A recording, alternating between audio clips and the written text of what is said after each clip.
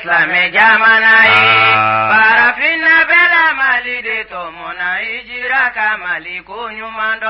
anga mali ye kalan jamanaye aunga mali Islame jamanaye Barafina bela mali de tomona hijira ka mali ko nyumando anga mali ye kalan jamanaye aunga mali Islame jamanaye Barafina bela mali de tomona hijira ka mali ko nyumando ni bedina nyini ni bedina deme ba nyumande nyini mali ba segere ni bedina nyini ni bedina kanu ba nyumande nyini mali ba segere alhamdulillahi rabbil alamin amala barkadalami ni watijira ana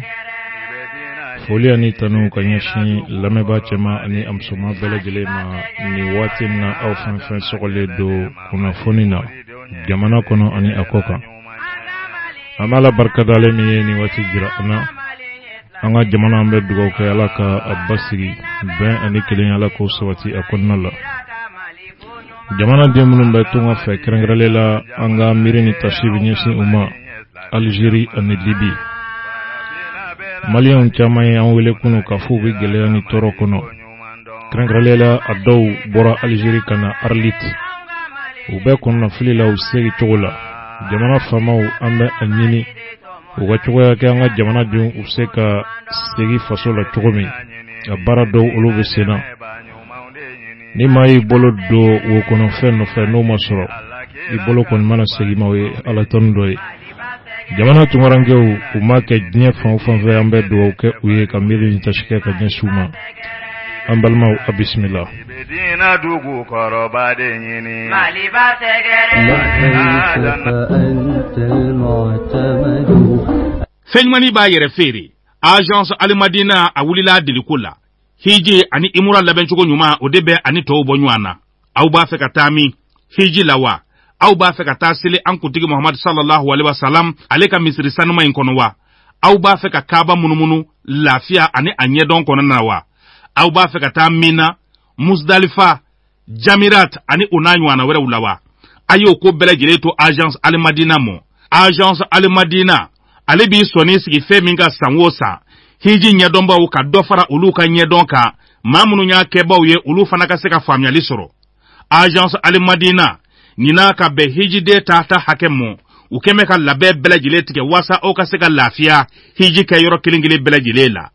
Al-Madina saka naka wati belajile la abi kuna funi jonjo di auma au ka seka hiji famu wani au sera ka yoro la au ka seka lafia ka uka duga uke akanake diku korona la Al-Madina ukoku be duga uke mali hiji de belajile ye mali silame belajile ala ka se ani ka do amusaka noya an belajile ka sikata silamaya jose duruna bara uke ni uyi ka do hiji Al-Madina ayaw haklito wili kuma do kausani isengadi ma hakemi ni ulu kanka ta ulu damadonedo ni awbe feka Al-Madina soro ay nege juruta ka ci 20 23 22 06 76 44 42 11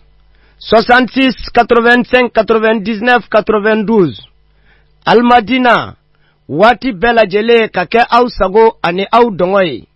لبيك إلهي يا سند لبيك فأنت المعتمد لبيك إلهي kangu Musa yekele chefarinya anga mali kala jamana anga mali ambalma waka bidungbaro kuna fani fambao uluflani kuna fani la sesebon ye ajira ka fanga jamana tigi President Ibrahim Boubacar Keita atumle tamana France jamana kono jamana re basigini Allah kanani ko fogata se yiri wali stawatilima ni ye hakina ye Mali jamana tigi President Ibrahim Boubacar Keita ni France jamana tigi Emmanuel Macron u bena hakina munuka kuna fon la sesebon ye nyefoli kola amalma ministre Mohamed Ali Bachile ale tumbe kuchala ayin laidu di au matomi gelebe mununga du kolokola kuchala uyuka toro nyefo ministri aye jabi mindi akola nabi talike jamana ra du koloko gelew law bilase awma bi dongbaru keneka insha Allah amalna bamanango te mati to kolongono ka ibento nyefo i bi bɔ cogo de ɲini fɔlɔ kɔfɛ i b'i dantigɛ o hukumu kɔnɔna la an yɛrɛ baaraɲɔgɔn ni o ye Madu Kante n'u b'a wele ko Madu ka journal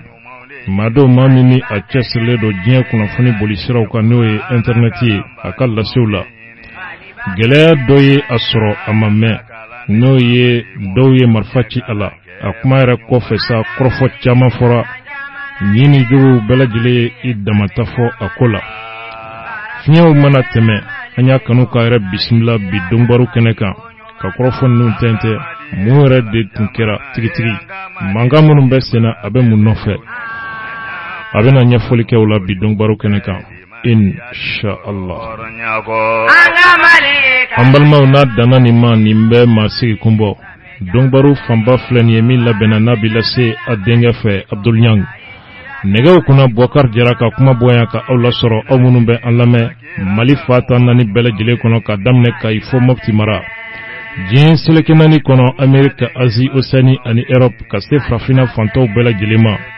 diɲɛ kunnafoni boli sirabaw kan aw minnu bɛ an lamɛn nin baara bɛ Bukar Jara bolo an baden cɛman ani a musoman do kibaru de bɛ fɛzɛlen filɛ aw ye foyi ti aw ma ka aw bisimila k'aw tulo majɔ kunnafoni ani a dalilu tiɲɛ ani Ala ɲɛsiranya kan an balimaw a bisimila adina danna kalande mamadi moridenw ɲɛ kɛlɛ cɛfarin ɲɛ an ka Mali ye kalan jamana ye an ka Mali ye silamɛ jamana ye. Nos remerciements vont enfin à tous ces éminents journalistes qui sont aujourd'hui parmi nous. En réalité, leur métier, rechercher et diffuser des nouvelles exactes, rechercher et dire la vérité. Leur métier est un des plus beaux et des plus grands qui soit lorsqu'il est exercé sur le plan intellectuel et moral avec honnêteté. La presse est irremplaçable en tant que facteur de compréhension et finalement de rapprochement, d'entente entre les États et le peuple. Par-delà les falsifications grossières, les propagandes intéressées et simplistes qui ont tenté de discréditer notre République, vous aurez l'occasion, messieurs les journalistes, de vérifier par vous-mêmes, en toute liberté, l'attachement passionné du peuple du Mali à son parti, à son gouvernement, son adhésion totale à l'option socialiste du 22 septembre 1960, son adhésion totale à l'option socialiste du 22 septembre 1960, parce que cette option, librement faite, est simplement et bien évidemment conforme à ses intérêts, à la situation et aux possibilités du pays. Vous constaterez la grande amitié des Maliens pour tous les peuples du monde. Chez nous, pas de racisme ni de xénophobie. Vous verrez par les tam-tams, les danses, les manifestations de toutes sortes que la révolution en République du Mali se fait dans la joie. Nous espérons que vous emporterez de votre voyage au Mali un agréable souvenir. an balimaw a bisimila tiɲɛ kɛnɛ kan n'ala sɔnna ma bi donya in na an ni Mali alisamɛw ka jɛrɛtɔnba o ɲɛmaba Imam Diko an bɛ so do baba n'o ye Mopti ye laɲini ye fɛn min ye jamana bɛ se ka basigi cogo min gɛlɛya min don bɛ kabilaw ni ɲɔgɔn cɛ n'a bɛ ɲini ka bɔ siyako mankan fɛ basigi bɛ se ka nati cogo min Segu forum kɔfɛ lajɛw ma kɔnnen do Mopti mara kɔnɔna la inshallah an bɛ ye a kɛnɛ kan fanga ka kunnafoni lase sɛbɛn min bɛ yen n'an k'a ma ko l'essor o ye a jira k'a fɔ an ka jamanatigi ni Faransi jamanatigi ye ɲɔgɔn ye Faransi masayaso la n'o ye Élysée ye jamanatigi fila u dɔ sera fɛn min ma baaraɲɔgɔnya min bɛ ni jamana fila ni ɲɔgɔn cɛ basiki sabatili hukumu kɔnɔ Mali yɛrɛ kunkan G5 Sahel ko lahalaw la terrorisme kɛlɛli o hukumu kɔnɔna la jamanatigi président Ibrahim Boubacar Keïta ka dantigɛli kɔfɛ diɲɛ yɛrɛ faden kɛnɛ kan ni o ye conférence générale de l'UNESCO ye o kɛra tarata don France faba kɔnɔ Paris UNESCO ye diɲɛ seleke naani tɔnba bɛ ɲɛsin bɛ dɔnni walankatali ma ni o bɛ wele the United Nations Educational Science and Cultural Organization o kɛnɛ sigira tarata don France jamana kɔnɔ président Ibrahim Boubacar Keïta a kɛnɛ kɔfɛ a bisimilala min ye France yɛrɛ masayaso la Élysée France jamanatigi fɛ président Emmanuel Macron o ɲɔgɔnkunbɛ kɔfɛ Français jamanatigi a ye dantigɛli dɔw kɛ dantigɛli minnu kɔnɔna la a ye foli di président Ibrahim Boubacar Keïta ma a ye teriya sira min bɔ kana Faransi ale bara waati kɔnɔ min ye UNESCO yɛrɛ ka lajɛ o bɛ sen na i n'a fɔ a yɛrɛ b'a dɔn cogo min Faransi jamanatigi Emmanuel Macron a ko ale yɛrɛ nana Mali kɔnɔ ka b'a ka mandat daminɛ na siɲɛ 2 a ye tako kelen kɛ Gao tile damadɔ dɔrɔn a sigilen kɔfɛ Faransi masaya wolo kan o kɔfɛ a ye taama kɛ kana Bamakɔ juillet kalo tile 2 G5 Sahel o ka lajɛ o hukumu kɔnɔna la laɲini ye fɛn min ye kɛlɛbolo min dilanna Sahel jamana 5 ni ɲɔgɔn cɛ ka terrorisme kɛlɛ ka na o dantigɛli kɛnɛ kan o kɔfɛ ani Mali jamanatigi ye ɲɔgɔn ye ko wɛrɛw olu kɛ siga tɛ a la min ye telefoniw kɔfɛ u ye ɲɔgɔn ye New York septembre kalo tɛmɛnen ka sigi ka masala G5 Sahel ko kuma bi senna waati min diɲɛ yɛrɛ tɔnba o ka faba kɔnɔna la jamanatigi président Ibrahim Boubacar Keïta a bisimilalen do cogoya kɛrɛnkɛrɛnlen la ale bara Faransi faba kɔnɔ a teri do wa min ye Faransi yɛrɛ jamana ye o teri jɔnjɔn do Faransi jamanatigi Emmanuel Macron a ye hakilijigi kɛ min ye conseil de sécurité n'o ye diɲɛ yɛrɛ kɛnɛ min ni o ɲɛsin bɛ diɲɛ yɛrɛ lakanani ni a basigili o ko jalatigɛli ma olu ye lajɛ minnu kɛ o dugujɛ n'o ka réunion ye G5 Sahel ko kan n'o kɛra New York l'Américain jamana kɔnɔ maa minnu tun bɛ o sigi kɛnɛ kan u da sera fɛn min ma o de ye fɛɛrɛ ka sigi sen kan yaasa min ye G5 Sahel kɛlɛbolo olu bɛ se ka cari cogo min ka lakana sabati terrorisiw olu bɛ se ka kɛlɛ a ɲɛ ka cogo min o kɔrɔfɔ kunkan a ye seereya di k'a fɔ Mali jamanatigi président Ibrahim Boubacar Keïta a ye cɛsiri bɛɛ lajɛlen kɛ yaasa a bɛ se ka dɛmɛbaw ka u bɛɛ lajɛlen bila wulikajɔ la o baara bɛ se ka sabati cogo min président Macron o kɔfɛ a ye a jira k'a fɔ baara fɔlɔw min ye G5 Sahel ko o hukumu kɔnɔna la n'o ye opération fɔlɔw ye o kuma min ye frontière 3 o ni ɲɔgɔn cɛ o baaraw daminɛna an bɛ don min na ko bi nin bɛ fɛn min jira o de ye k'a fɔ bɛɛ lajɛlen sera k'u se fara ɲɔgɔn kan waati min ko fɔra ka kow dɔgɔda ka u bila o la o bɛ se ka bonya cogo min Bamakɔ i n'a fɔ o tun ye a ɲɛ bila cogo min nin ye fɛn min ye ale bolo o de ye nisɔndiya ko ye o kuma fo bɛɛ lajɛlen ka jɛ ka fara ɲɔgɔn kan o kuma min ye baara cɛsiri kɔnɔ min mana fɔ a ka kɛ ka dɔgɔ i n'a fɔ a dɔgɔdara cogo min o ko ka to sen na diɲɛ seleke naani yɛrɛ ka dɛmɛ min kɛra ka ɲɛsin Sahel jamana 5 ka kɛlɛbolo ma min bɛna ɲɛsin terrorisme kɛlɛli ma o bɛna kɛ sababu ye ka barika don kow la i n'a fɔ kunungo a seereya dira cogo min a yɛrɛ ka ɲɛfɔli la l'Américain jamana olu ye u ka dɛmɛ jira minnu yɛrɛ tun bɛ siga la a ko dɛmɛni na nin ye ɲɛtaaba de ye min ni a kan ka fɔ o yɔrɔ la sa fɛn dɔw olu kan ka jateminɛ kow kan ka taa dɔnse fɛn o fɛn kan ka se ka pereperelatigɛ di o bɛɛ la olu bɛ se ka jɛya cogo min cɛsiri min bɛ sen na baara bɛ to o sira kan o kuma min ye wulikajɔ min ni u bɛɛ lajɛlen bɛ ka jɛ k'o kɛ ɲɔgɔn fɛ Faransi jamana ani Sahel o kuma kɛrɛnkɛrɛnlen la conférence de soutien min bolodalen don ani planification décembre kalo tile 14 Bruxelles kɔnɔna na o fo ko fana bɛ se ka labɛn a ɲɛ ka cogo min G5 Sahel ka kɛlɛbolo in o ko ka se ka ɲɛ sɔrɔ a dabɔra fɛn min kama o ka kɛ ni wasa ye o ye wajibi de ye u bɛɛ lajɛlen kan yaasa u bɛ se ka terrorisme n'o ye dansogo baaraw ye ka se ka olu kɛlɛ cogoya minnu na nin kɔfɛ Faransi jamanatigi a ye a jira k'a fɔ président Ibrahim Boubacar Keïta a ye ɲɛfɔli kɛ a ye jamana yɛrɛ bɛ dɔnse min kan n'o ye basiki ɲinini ye Mali kɔnɔ accord d'Alger waliyali ko a da sera o kɔrɔfɔw bɛɛ lajɛlen la a ko tiɲɛ don accord d'Alger waliyali baara dɔw olu kɛra ɲɛta bɛ minnu kɔnɔ ni ɲɛ bɛ se ka fa olu la kabi min ye kɛlɛ yɛrɛ o daminɛna Mali kɔnɔ kumaɲɔgɔnw olu kan ka to senna wajibi wa ale b'a dɔn k'a fɔ Mali jamanatigi président Ibrahim Boubacar Keïta o ye a fana ka ŋaniya belebele dɔ ye a bɛ a bila timinandiya la o sira kan i n'a fɔ ale yɛrɛ a ko in bɛ cogo min kabi a daminɛ a bɛ foli kɛ ka ɲɛsin jamanatigi ma a ye jɔyɔrɔta min kɛ nin baara kɔnɔ kumaɲɔgɔnya siratigɛ la ka gɛlɛyaw ka olu wuli wajibi dɔ bi baara ka to o sira kan o kuma yaasa kɛlɛw ale bɛ se ka kɛ ni wasa ye cogo min o kuma min ye ɲangini ye o ka ta ka ɲɛsin maaw ma ani bolofaraw ma fɛn o fɛn b'a fɔ k'a bɛ banamini kɛ accord d'Alger o waliyali ɲɛ o kuma fɛɛrɛ ka sigi sen kan olu ka kɛlɛ ani ka ɲangini ta ka o sɛgɛrɛ maa o maa bɛ kɛ fiɲɛ ye accord d'Alger a waleyali ma. Baara ka to sen na o ye fɛn ye fɛn min ni a nafa a barika ka bon yaasa Mali fanga a bɛ se ka sigiyɔrɔ sɔrɔ jamana dugukolo fa ta naani bɛɛ lajɛlen kɔnɔna la cogo min, yaasa Mali yɛrɛ ka fanga bɛ se ka boli Mali dugukolo fa ta naani bɛɛ lajɛlen ka cogo min, ani ka danaya sabati ani ka basigi sabati malidenw ni ɲɔgɔn cɛ, yaasa nin bɛɛ lajɛlen bɛ se ka kɛ wajibi don baara bɛ donse min kan n'o ye kumaɲɔgɔnya ani accord d'Alger a waleyali o bɛ se ka kɛ a ɲɛ kan cogo min.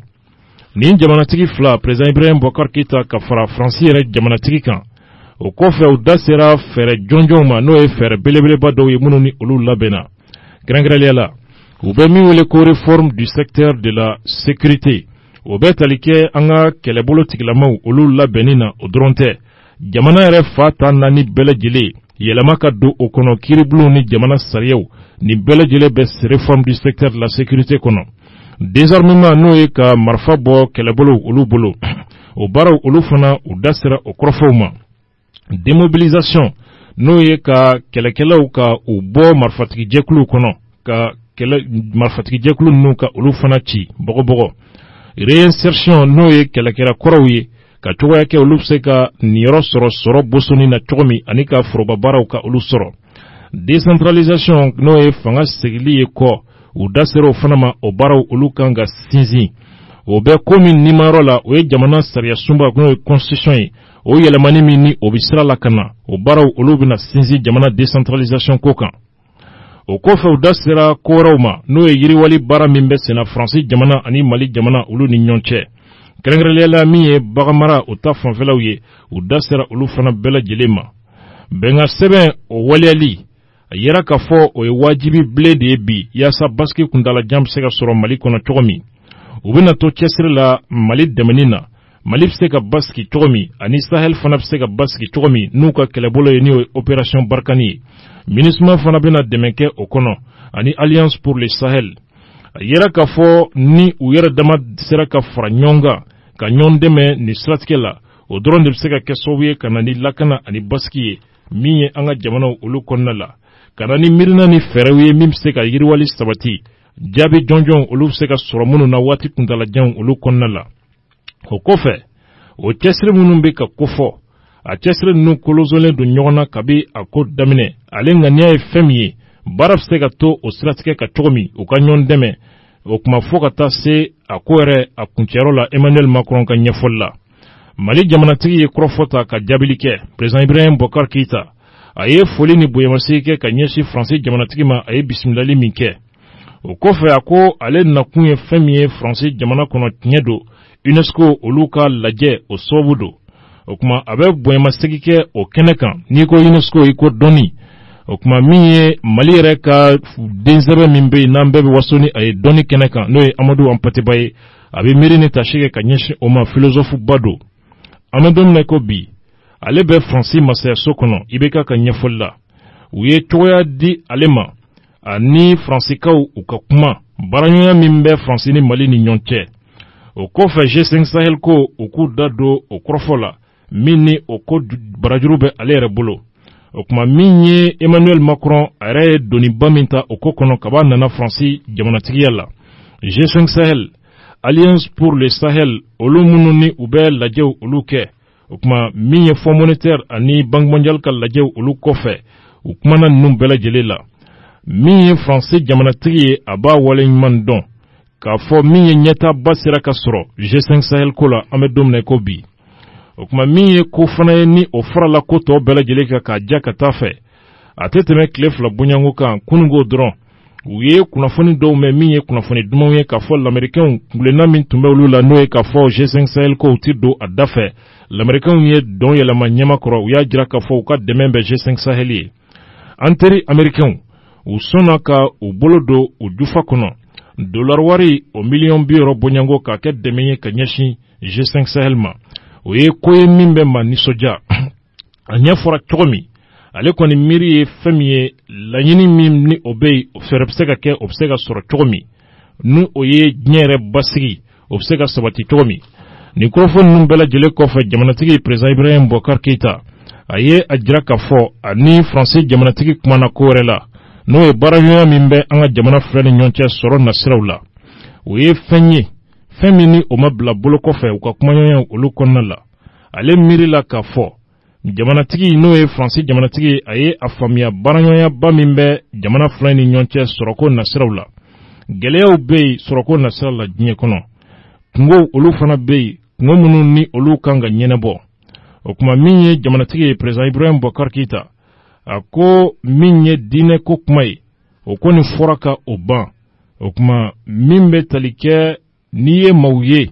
maa minnu b'a fɔ k'u bɛ taa ni diinɛ ye dugu la i n'a fɔ Tombouctou o kuma ko o kɔni ye dadɔnbaliya dan ye wa dɔwɛrɛ tɛ o baara sugu fana nɔgɔya ni o ye sɔrɔko gɛlɛya ye o hukumu de kɔnɔna la min ye sɔrɔko taasiraw la u ye u sinsin maaw kan ka se ka maaw ta ka u bayɛlɛma ka u bila u ka kungilenna o sira kan k'u bɛna ni hɛrɛ ye jamana kɔnɔ o kuma o yɔrɔ de la sa faamuyaw olu kan ka kɛ k'a fɔ cɛsiriw ka kɛ yiriwa olu bɛ se ka sabati cogo min o kuma yaasa maaw bɛ se ka hɛrɛ sɔrɔ u balo cogo la n'o ye yɔrɔ sigibaw ye o kɔfɛ fɛɛrɛw olu kan ka sigi sen kan o kuma min ye an yɛrɛ ka jamanadenw ye olu bɛ se ka basigi u ka sigiyɔrɔw la ka hɛrɛ sɔrɔ u ka sigiyɔrɔw la o kuma min bɛ tali kɛ trafiquants olu ta fanfɛla fɛ min bɛ adamadenw ta ka u trafiquer o bɛ ka caya Sahel kɔnɔ fo ka a dama tɛmɛ o kɛmɛ sababu ye bi ni caman ka olu bila kunbalana kɛrɛnkɛrɛnnenya la min ye denmisɛnninnakaw ye an bɛ don min na ko bi Méditerranée n'o ye kɔjiw ye maaw ni bɛ ka bɔrɔntɔ Ibrahim Boubacar Keïta ale ka ɲɛfɔli la jamanatigi a ye fɛn min fana jira o de ye k'a fɔ gɛlɛya min bɛ senna Sahel ka yiriwaliko la o ko a ɲɛ bilala ka a kɛ cogo la cogo min ni maa se ka ɲɔgɔn faamuya a kɔnɔ taalen ɲɛ n'o ye ka bolo di ɲɔgɔn ma ka jɛ ka yiriwali sabati o yiriwaliko gɛlɛyaw bɛ se ka wuli cogo min a miiri ye fɛn min ye baaraw olu ka kɛ i n'a fɔ bɛn kɛra ka cogo min o kuma u ka ɲɔgɔnye tɛmɛnen ninnu na Sahel bɛ se ka yiriwa cogo min ka ni gɛlɛya ninnu lawuli kunnafoni an ye nin sɔrɔ fanga ka kunnafoni lase sɛbɛn de kɔnɔ an ko min ma ko le sɔr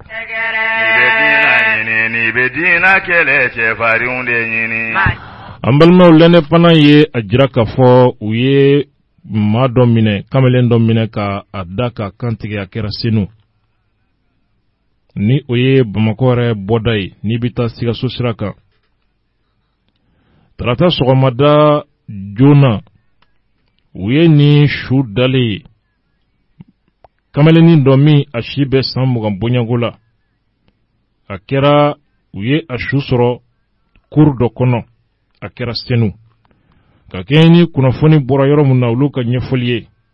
o kuma kamalen ko maa dɔw de ye a da ka kantigɛ maa minnu ni u ma lakodɔn o kuma min ye a ka carte d'identité ye u y'o bɔ a kunna ka taa ni o ye kamalen a yɛrɛ foto bɛ kunnafoni lase sɛbɛn kan l'indépendant ye a jira k'a fɔ Kulikɔrɔ kɔnɔna la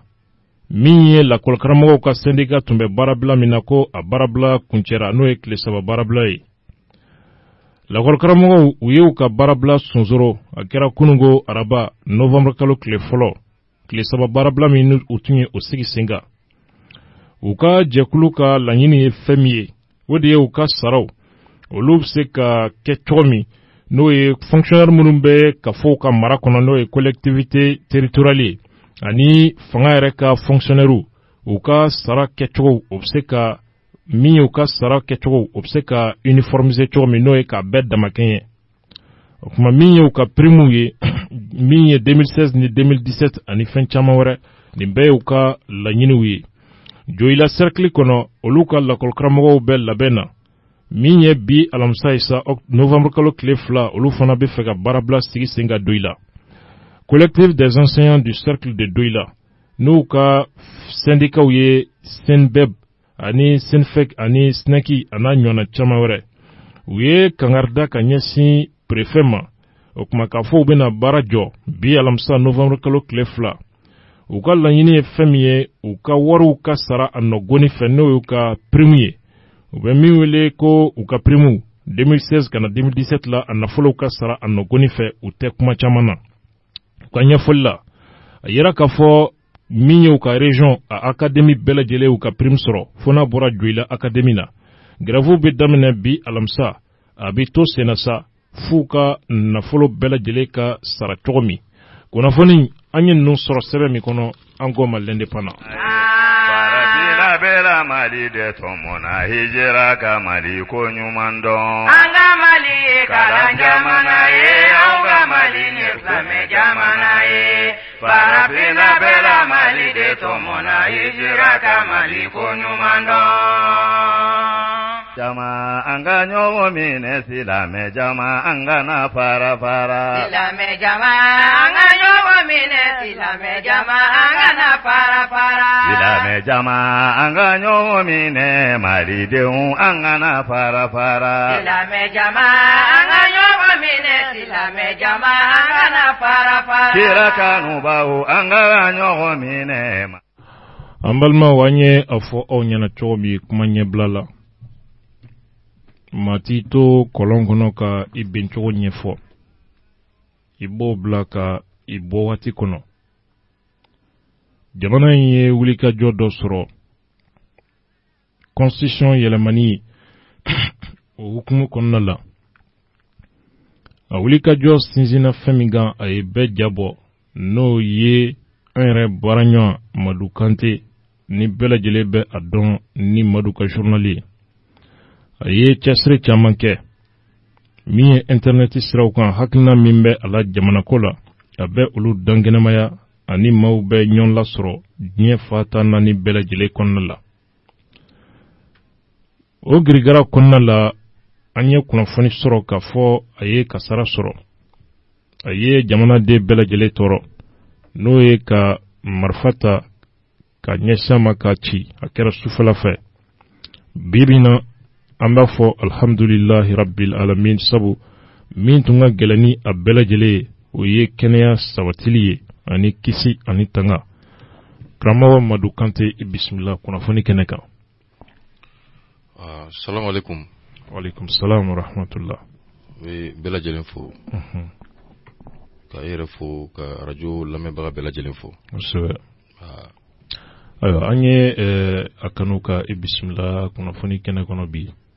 Ka dantigɛli kɛ sabu ni ji durula ani ka fiɲɛ wuli. I b'a to kow ka basigi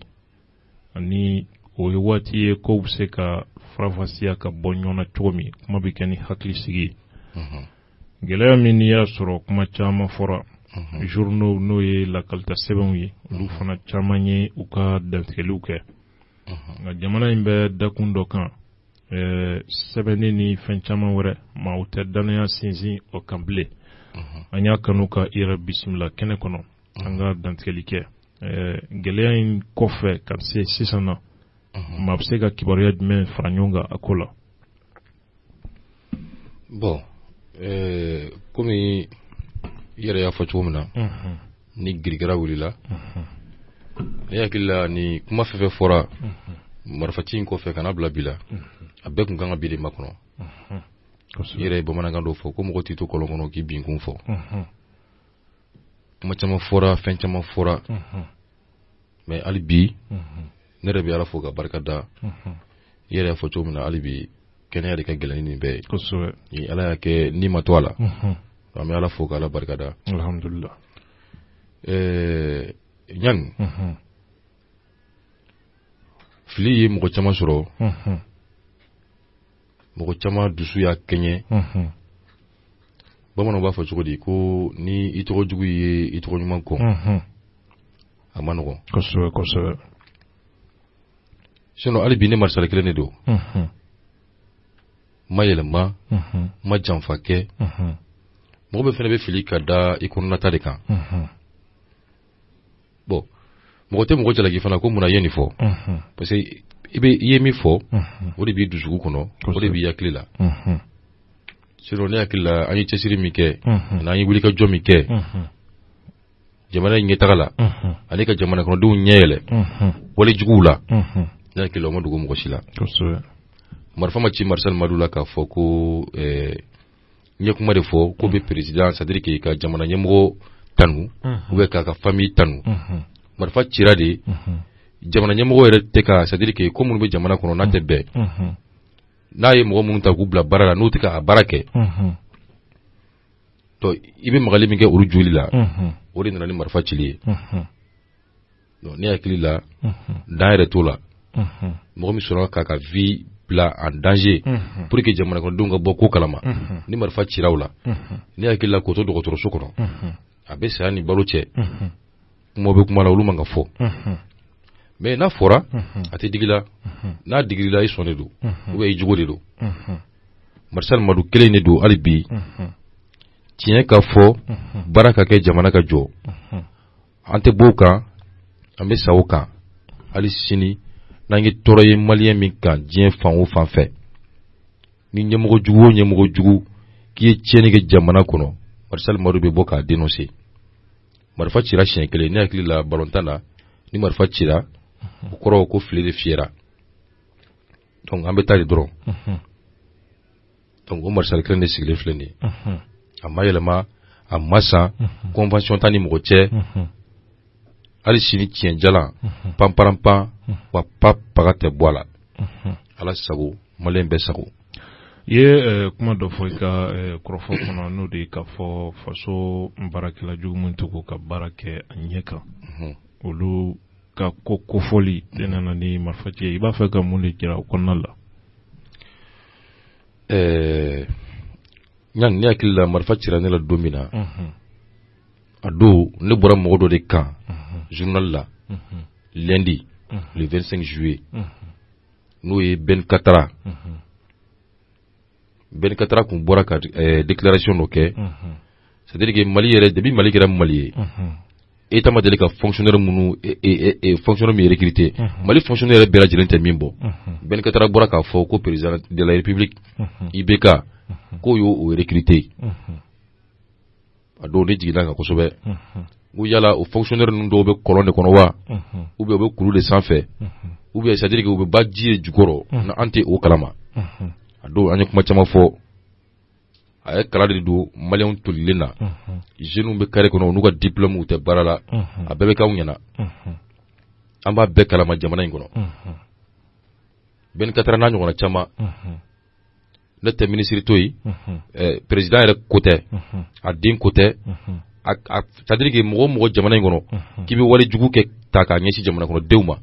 k'i bilala baara min na i tɛ k'o kɛ faso wari ta k'a buruja ne damagara nin bɛɛ la yanni marifa ka ci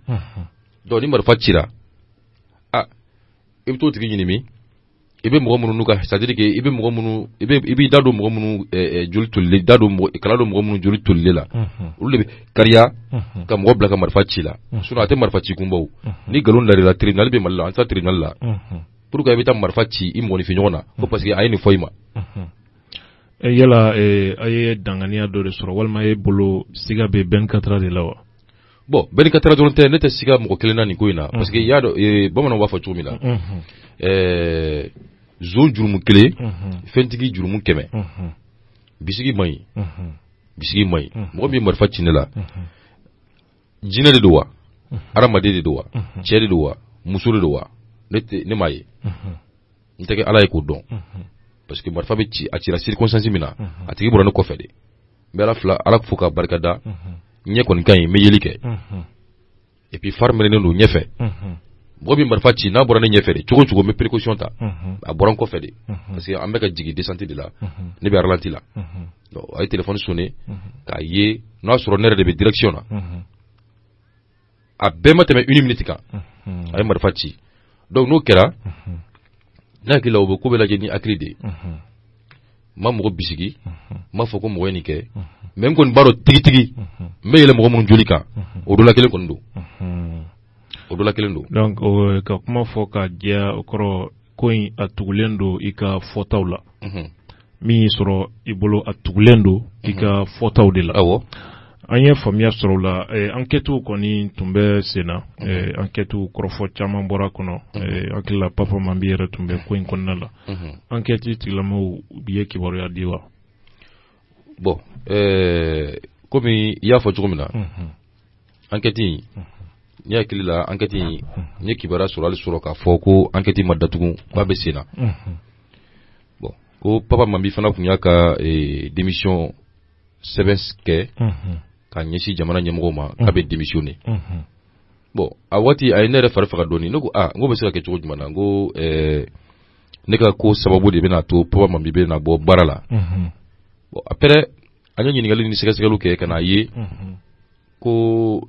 papa mambi ka démission ani ne ka enquête ko kelen tɛ bon o ye papa mambi ka vie ni fiɲɛ wulila bɛɛ bolo b'i kunna doni de la ne ko de mɔgɔ min marifa ci ne la a kɛra cɛ ye o a kɛra muso ye o hali ni président de la république de do u k'a wele tribunal la an ka taa jɔ an ka kuma a ye marifa cina kun min na a k'a fɔ maliyɛn bɛɛ ka bɔ a kalama enquête kɔnɔ u ma foyi fɔ ne ɲɛna enquête ko in na n hakili b'a la k'an to dɔgɔtɔrɔso la papa mambi ye n wele a ko Madu a ko i bɛ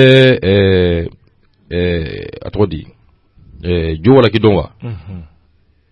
Adi Ɲangadu n ko n b'a dɔn ko est ce que e da delila ka don a ka kuma dɔ la wa i ka journal la ko hakili la n da delila ka don a ka kuma dɔ la a ko Madu enquête banna mɔgɔ min marifa ci la n y'a tigi minɛ baara banna o kɛra siɲɛ kelen o kɔfɛ tuguni a ye n wele a ye mɔgɔ wɛrɛw tɔgɔ fɔ ko n jala n bɛ olu dɔn wa n ko n b'u dɔn ko n delila ka n da don u ka kuma la n ko n delila ka n da don a la o kɔfɛ ne ni papa mambi ma ɲɔgɔn sɔrɔ téléphone na n y'a mɛn k'a tun ye mɔgɔ dɔw minɛ ka taa n'u ye tribunal la après o taara ko o mɔgɔ kelenw bila tuguni ko olu tɛ bon jamana in kɔnɔ sariya de tɛ jamana in kɔnɔ ɲangi kɛlɛ in yɛrɛ bɛɛ bɛ min nɔfɛ i b'a dɔn mɔgɔ min ye marifa ci ne la fo que k'a tigi ɲini k'a da kɛnɛ kan a fɔ mun na ne ka baara de ye i n'a fɔ n yɛrɛ b'a fɔ cogo min na ka tiɲɛ fɔ panparanpan mɔgɔ min bɛ o sugu fɔ jamana kɔnɔ k'i bɛ zon ka suyɛni fɔ jamana cila k'o ka suyɛni fɔ président yɛrɛ tɛ ka baara min kɛ k'o fɔ président ye i b'i sigi ni kara ye bon ne ni ɲɔgɔnna caman Mali kɔnɔ yan minnu b'o baara kelen kɛ ni marifa cira ne la ni o ko ma se ka se a dan na bɛɛ k'i sigi ni marifa ci ye bɛɛ k'i sigi ni tununi ye wa bɛɛ k'i sigi ni c'est à dire que k'i kasara ka ko si ma i tɛ se k'i yɛrɛ bɔ min na bɛɛ k'i sigi n'a ye c'est pour que ne kɔni tɛ mɔgɔ bisigiya bɛɛ y'i ta fɔ kuma caman fɔra ko gouvernement mɔgɔ ye fɛn dɔ di Marshal Madu ma ko mais ko Marshal Madu ma sɔn k'u ka baara kɛ ko c'est pourquoi u ye marifa ci a la ne hakili la hali ne baaraɲɔgɔn yɛrɛ ye kuma dɔw fɔ ko Madu kumacogo yɛlɛmana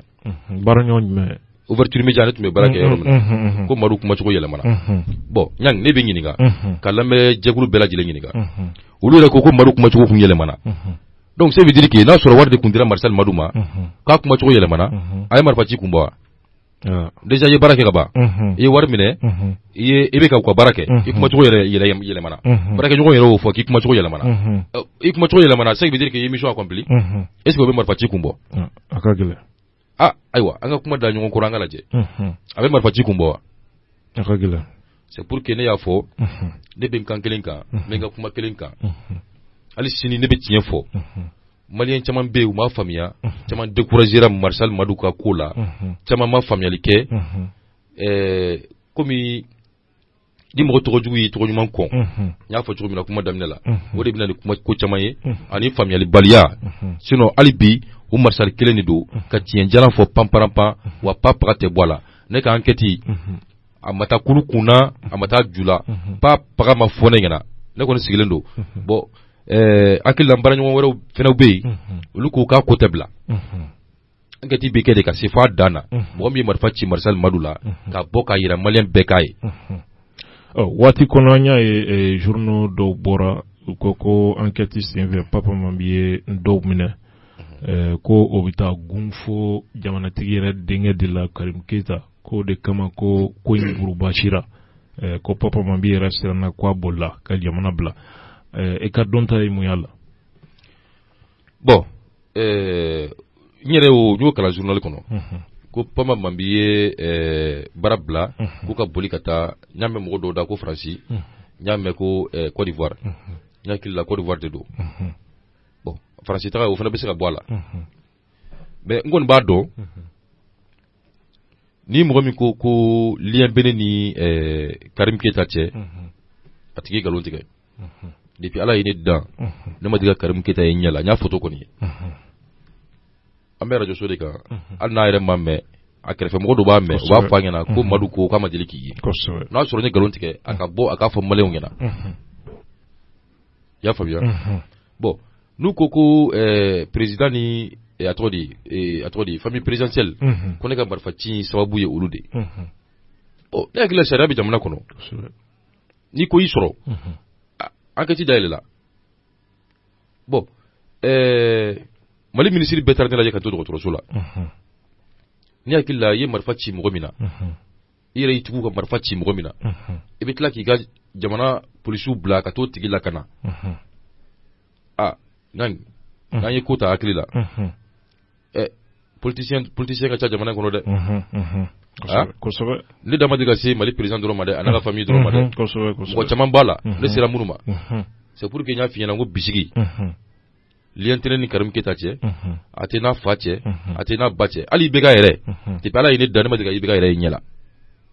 depuis Ala ye n dan don min na n b'a photo de ye a n'a ye k'a ye télé la mais k'a ye ɲɛkisɛ la o ma deli ka kɛ fɔlɔ Karimu Keyita kɔni tɛ ne t'a dɔn n b'a dɔn kɔni a ka bon mais k'a fɔ ko nin de ye Karimu Keyita jɔlen ye fo ni y'a photo lajɛ k'a yɛrɛ lajɛ n'o tɛ lien t'an cɛ lien bɛ ne ni mɔgɔ min cɛ o lien b'o ni Karimu Keyita cɛ o de ye Mohamed Bagayogo ye Mo ne ni Mo ye ɲɔgɔn la sɔrɔ cogo min na n hakili la arajo dɔ la n delila ka kuma fɔ Mo ko Madu i ka baara ka di ne ye vraiment mɔgɔ kan k'i dɛmɛ bon ne b'i dɛmɛ mais n bɛ kelen gɛlɛya i ma i kana nkalon da mɔgɔ la ne ko kɔrɔ est ce que i delila ka ne ka journal dɔ lamɛn fɔlɔ ko n ye nkalon dɔ da mɔgɔ dɔ la a ko non n bɛ k'i dɛmɛ o yɛrɛ de kama i kana bɔ o sira kan n'i ye min ye a fɔ hali ne yɛrɛ Mohamed Bagayogo n'i ye ko kɛ jamana in kɔnɔ n'a tɛ bɛn a fɔ kɔrɔ mɔgɔ min b'o f'i ɲɛna ka tila k'i dɛmɛ ka fɛn d'i ma o bɛ sɔn ka marifa ci la a ka gɛlɛn kosɛbɛ voilà donc ko in b'o yɔrɔ de la enquête in kɔni ka kɛ u ko Papa Mambi ye a ka démission rendu ko parce que ko pression kɛra a kan ko a ka enquête taara bɔ a kan k'a fɔ ko Karimu Keyita de ye mɔgɔ bila ka marifa ci ne la a dun fɔra an ɲɛna tuguni ko o tɛ tiɲɛ ye ko Papa Mambi ye a ka démission sɛbɛn don min na ani ne ka marifa ci min b'u cɛ a ka ca ni tile 20 ye tile 17 tile 18 ɲɔgɔn na a b'o bɔ kabi marifa ma ci ne la Papa Mambi ka démission ko kuma bɛ sen na min fɔra an ɲɛna k'a taara sun kɔrɔ k'o de ye k'a fɔ ko Papa Mambi kun sigilen don k'a jigi da jamana ɲɛmɔgɔw kan k'u bɛna a kɛ commissaire ye yɔrɔ inspecteur don k'u bɛna a kɛ commissaire ye ko ni concours kɛra n y'a dɔn concours kɛlen il me semble que a ye kuma dɔw fɔ ne ni ouverture média mɔgɔw ka ko la Isuf Mangara ouverture média la o ye Arasbati ka denmisɛnnin dɔ bɛ yen ko Gati 24 o y'o wele ko policiers nana olu minɛ ko a ka Arasa informer rapidement ko ali Papa Mambi yɛrɛ bɛ olu ka côté de la n y'a mɛn cogo min na fana ko o kuma taara ka t'o fɔ président ye donc a bɛna fɔ fan dɔw fɛ janfaw ni bɛnkanw ni kow bɛ ka kɛ ne kɔfɛ ko a ye concours kɛ commissariat concours kɛ ko a ma passé o de ye nana kɛ sababu ye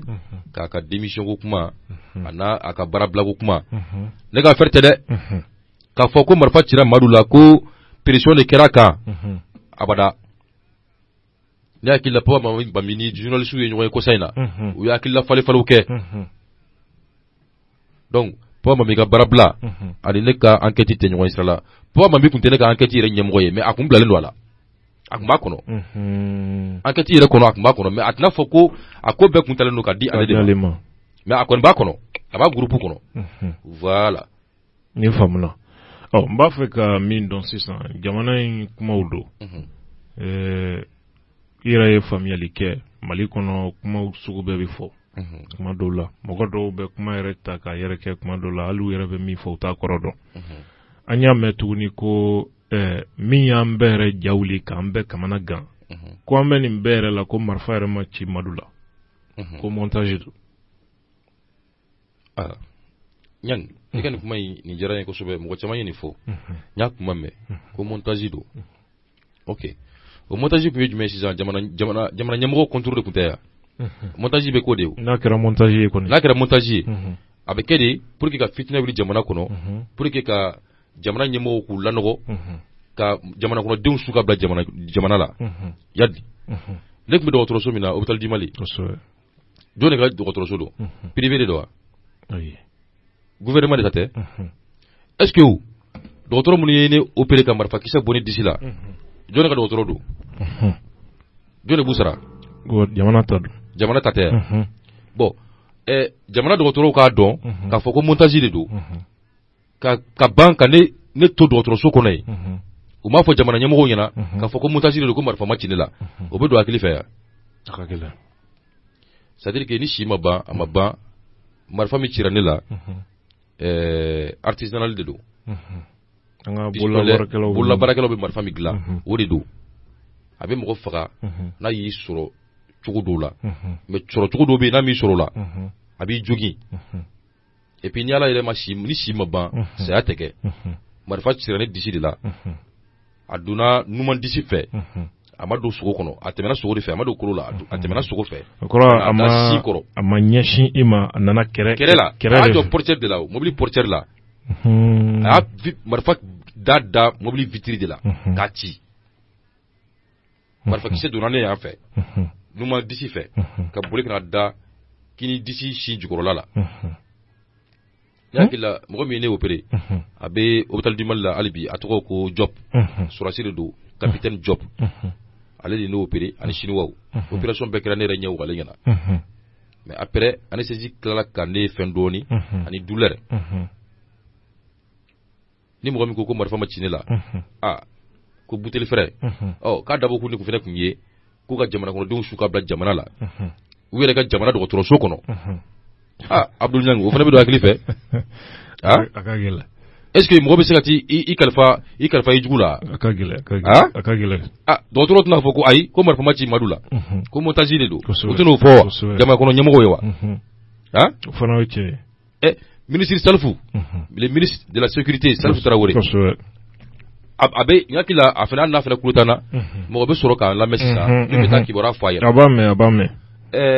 ne ye Salfu bolo minɛ k'a da marifa kisɛ kan sin jukɔrɔ yan'a ka opéré fajiri da fɛ a jɔlen ne kunna ne y'a bolo minɛ k'a da marifa kisɛ kan o kisɛ filɛ a tɛ tɛmɛ o kan ne hakili ale kɛra to dɔgɔtɔrɔso la ne ye n ka directeur de SAFU Sam Sababali ne y'ale bila ka n disi photo ta maliyɛn bɛɛ kɔni kan ka dɔn kɔni ko fɛn dɔ kɔni donna nin wo fɛ kosɛbɛ a yera o joli da n'i y'o ye i b'a dɔn kɔni ko fɛn dɔ donna nin wo fɛ dɔgɔtɔrɔw bɛ ne mara dɔgɔtɔrɔso kɔnɔ ka sɔrɔ marifa ma ci ne la tile 25 faso dɔgɔtɔrɔso minisiri ka tila ka n'a fɔ dɔgɔtɔrɔw ɲɛna ko fura kɛra ordonnance kɛra di ne ma ani somɔgɔw ma ka tila ka polisiw bila polisi naani tun bɛ ne kɔlɔsi sɔgɔma o bɛ taa wula fɛ naani bɛ na o bɛ si tile 25 kɔnɔ sɛbɛ ne yɛrɛ taara a dɔn a ye dɔgɔtɔrɔso la e taara ne la ye don min na dɔgɔtɔrɔso la Abdul Niang a don e yɛrɛ sɔrɔ lahala jumɛn na hali kuma kun ma gɛlɛn ne ma wa kosɛbɛ ne ni Master Sumi bɛ ɲɔgɔn sɔrɔ yen aw fila bɛ ɲɔgɔn sɔrɔ yen mɔgɔ dɔw yɛrɛ ye ɲininkali kɛ ko k'e n'anw tɛ kan kelen fɔ ko mais ko olu ye ne ni e photo ye dɔgɔtɔrɔso la n hakili la hali arajoso la o don tɛmɛnen na n y'a fɔ ko hakililaw tɛ kelen ye mais ani an bɛ ɲɔgɔn contour la o fana tɛ kelen ye dɛ o tɛ kelen hakililaw de ma ɲɔgɔn sɔrɔ kosɛbɛ n bɛ nin fɛ n tɛ nin fɛ n bolo bila k'i sɔn o tɛ mɔgɔ sɛbɛya ye koyi wa jagoya tɛ ko ye ni aw hakililaw ma ɲɔgɔn sɔrɔ bɛɛ bɛ t'i ta fan n ko mais malgré ne yɛrɛ delila ka degun ta ka ɲɛsin e ma o kɛra k'an to ouverture média la ne ye kuma caman fɔ e ma a don mais o mɛ e bali an ma kuma téléphone na an ma yafa ɲini ɲɔgɔn fɛ ne hakili yɛrɛ tun t'a la diɲɛ yɛrɛ kɔnɔ k'e tun bɛ taa ne lajɛ dɔgɔtɔrɔso la mais e taara ne lajɛ donc Abdul Niang n bɛ min f'i ye Mali la yan maliyɛnw bɛ kɔn ka kuma maliyɛn bɛ kɔn ka dusu ta c'est à dire que maliyɛn tɛ ko tiɲɛ ɲini ni min fɔra dɔrɔn bɛɛ b'i poro o de kan a tɛ ɲɛɲini yɛrɛ joni jalaki tɛ maliyɛn ta la min fɔra mana kuma dɔrɔn hali Mali sariya la o de bɛ yen Bamakɔ yan bɛɛ b'a fɔ ni min ye min kɔn polisi la kosɛbɛ polisiw yɛrɛ b'a fɔ ni min ye min kɔn min bɛna o kɔfɛ u b'o de datugu ça bɛ fɔ ko min fɔlɔ nana k'o ta de ye tiɲɛ ye k'a sɔrɔ a tɛ sɛgɛsɛgɛ a ɲɛ tɛ ɲini o de ye maliyɛn ka défaut ye donc ni ko kɛra an k'a lajɛ ni hakili ye an ka hakili bila fɔlɔ ɲɛfɛ an kana dusu bila ɲɛfɛ i y'a faamuya o ye tiɲɛ ye donc e tagale mi kenni la jella mo do yene nginiga ko ante kankele fo ko muna ke tarnela do to so la ku yene ni e photo ko no mais o be ke o te ko jugu ko so o te ko jugu ko so ni o kilo ma nyongo soro mais aramadia bewu akilo de ma nyongo soro sigatala ne ko meni fe ko iteni fe e se jakko ya ante jon akila o ma me juru kila o be ka jolo ko do se na ka do ni jay da fe abada e ko ke bin ne fe taw fe ne ko ne teni fe abana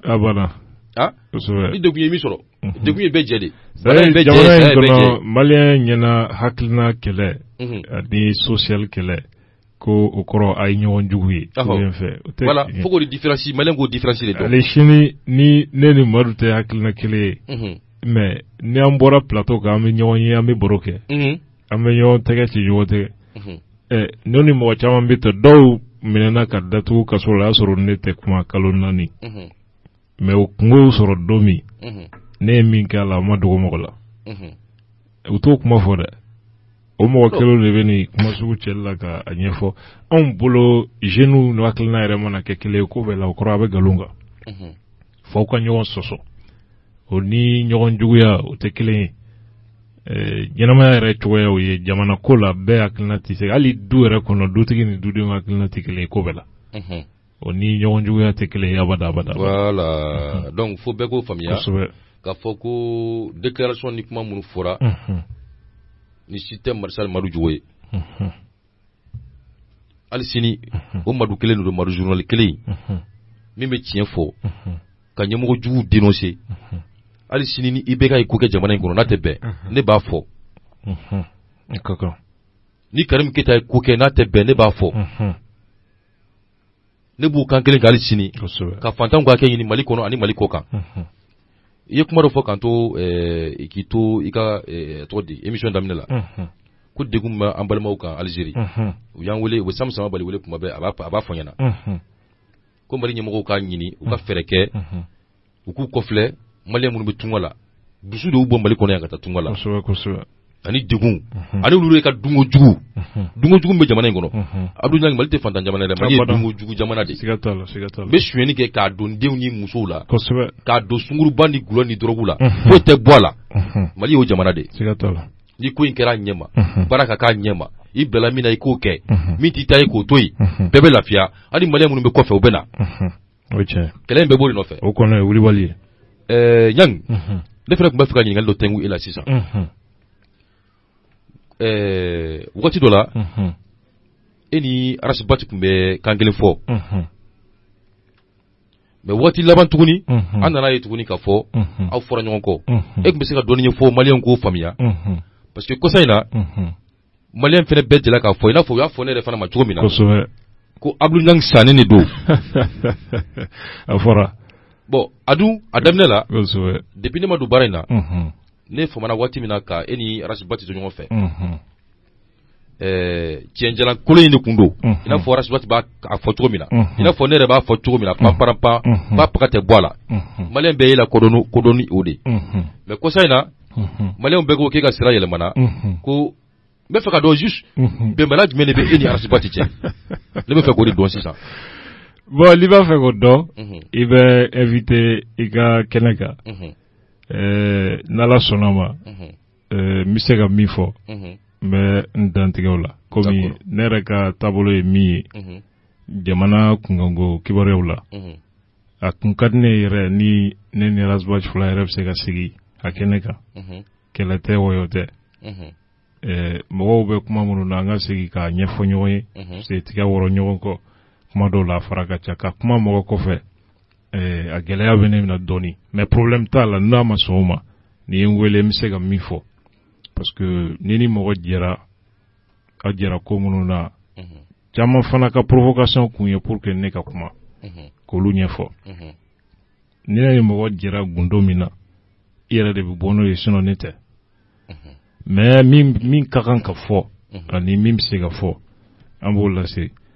i bɔra k'a fɔ cogo min ko Karim Keita k'u ko i ni Karim Keita o y'a fɔ ne yɛrɛ ma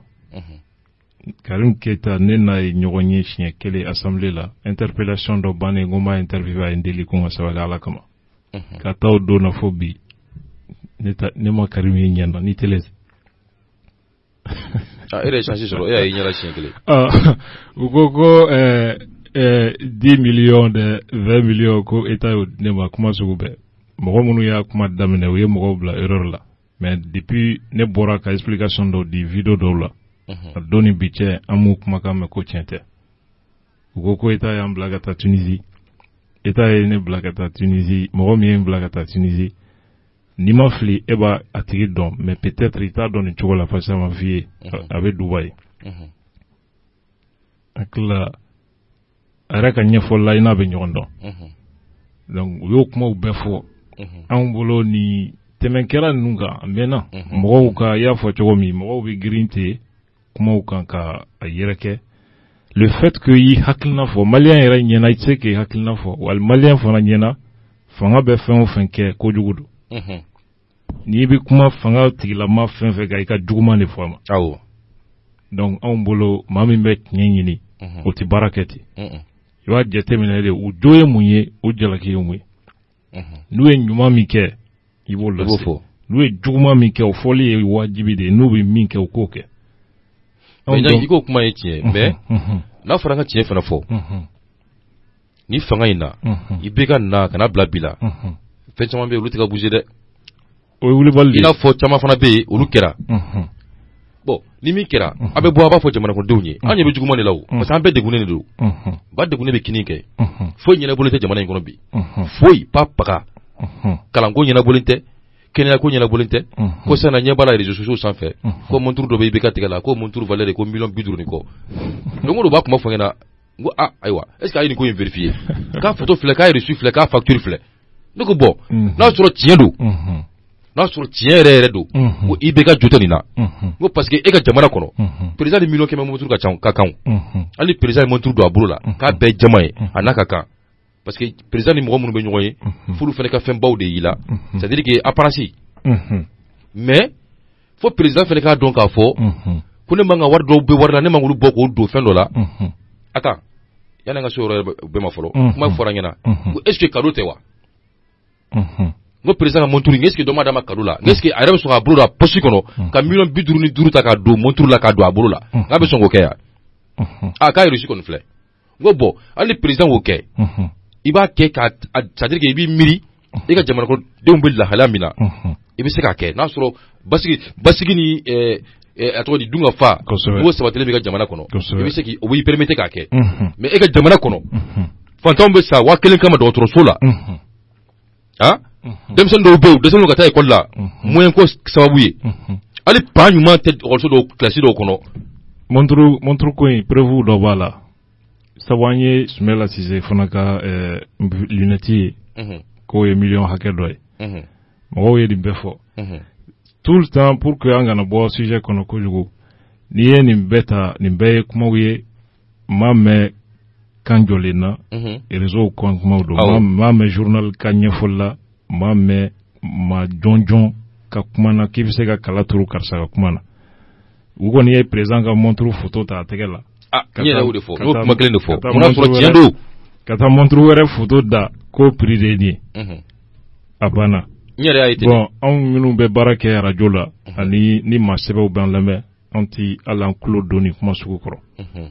ni jamana faamaw ye kojugu min kɛ su ni tile anw b'a kuma na an b'a fɔ ni min bɛ b'o la o bɛ b'o la an ye risque min ta o kɔnɔ ala de b'o da dɔn wagati dɔw la dɔw bɛ ne wele ko foli don c'est juste pour savoir ni minɛnen don fɔlɔ ou bien ni mi liberté la anw bolo an tɛmɛna o yɔrɔw kan mɔgɔ minnu bɛ yen mun ye jamana kumaw gɛlɛya minnu bɛ kuma fɔ u bɛɛ dogolen don i bɛ minnu ye k'a fɔ i b'a sɔrɔ mɔgɔ wɛrɛ de dogon b'u caman kɔfɛ ni courage b'i la bɔ dɔrɔn i k'a tigi wele a ka ɲɔgɔn sɔrɔ plateau kan a ka dantigɛli kɛ c'est tout ɲɛna an ka kɛnɛ datugu min ye i yɛrɛ ka lahalaw an bɛ don min na ko bi tun bɛ ouverture média la bi bi in na i ka baara bɛna taa donsen jumɛn kan komi n y'a f'i ye cogo min na toujours o kelen de don mɔgɔw y'o kuma caman fɔ mais gɛlɛya foyi tɛ ne ni ouverture média mɔgɔw cɛ seulement kuma dɔw la i y'a fɔ cogo min na mɔgɔw hakililaw bɛ fɔ ɲɔgɔn kɔ sinon gɛlɛya t'an cɛ bi gɛlɛya t'an cɛ sini ne n'u bɛ ɲɔgɔn wele téléphone na an bɛ ɲɔgɔn ye yɛrɛ an bɛ kuma i n'a fɔ kɔrɔlen an bɛ cogo min na an b'o cogo kelen na hali sisan mais ne yɛrɛ tun y'a ŋaniya komi kojugu ye mɔgɔninfin karamɔgɔ ye n ko n bɛ fɛɛrɛ kɛ n yɛrɛ ye ka baara kɛ n yɛrɛ ye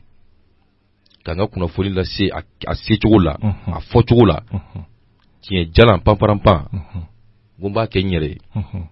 bon an ye mɔgɔ sɔrɔ Bamakɔ yan o ye bureau dɔ ɲini ka d'a ma ka bureau aménager toujours Marcel Madou ka journal mais pour le moment kɔni Marcel Madou tɛ ouverture média la mais Marcel Madou ka journal a page bɛ Facebook kan hali sini tiɲɛ jalan Marcel Madou ma san a tɛ siran convention t'an ni mɔgɔ cɛ ka tiɲɛ jalan k'a fɔ panparanpan wa papaga tɛ bɔ a la ale ye ɲangi yɛrɛ min sigilen filɛ ne ye ko kɛ sini jamana in kɔnɔ n'a tɛ bɛn i sigi y'a kan ka fɔ ko Marcel Madou b'a fɔ dɛ kosɛbɛ ne yɛrɛ b'o cogo la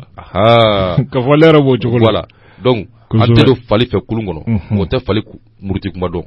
donc tiɲɛ jalan ne b'a fɔ panparanpan mais n bɛna kɛ n yɛrɛ ka boîte kɔnɔ ni Ala sɔnna a ma komi a baara man nɔgɔ ka bureau aménager k'i ka page sécuriser ka informatique c'est-à-dire que a baara ɲɛ ka misɛn dɔɔni mais an b'a kan dɔɔni dɔɔni kuma dɔ la ni n bolo lafiyara n bɛ to ka kunnafoniyaw ɲini ka journal kelen bila mais hali sini o Marcel kelen de don tiɲɛ jalan fantanw ka hakɛ tiɲɛ ka fɔ baara ka kɛ jamana ka jɔ fantanw ka hakɛ ka di fantanw ma a banna kɔrɔfɔ faamuna i ka kuma laban an ka kɔrɔfɔ datugu bon kuma laban tɛ dɔwɛrɛ ye o ye ka lamɛnbaga bɛɛ lajɛlen fo ni tun ye Marcel Madou kumakan ye radio danbe kan Madou b'a cogo kelen na a ma san a ma yɛlɛma tiɲɛ jalan hali sini ne b'a fɔ minnu m'a faamuya minnu yɛrɛ bɔra ka Marcel Madou neni ne yafara bɛɛ ma Ala ka yafa bɛɛ ma Ala ka hakili ɲuman d'an bɛɛ ma mais maliyɛnw ka bila u kunkolo kɔnɔ k'a fɔ k'i kana mɔgɔ jalaki fɔlɔ ka sɔrɔ i m'a ɲininka a dalakan na i kana kalaturu kuma fana kan ka sɔrɔ i m'a ɲɛɲini ka taa a sun kɔrɔ dɔw fana bɛ ka message bila ka na ko n ka i ɲininka ko a fɔra ko i ye mɔgɔ min tɔgɔ fɔ ko a ye mobili d'i ma ni ko 8 millions ko n'a sɔrɔ kisɛ b'a kuma na bon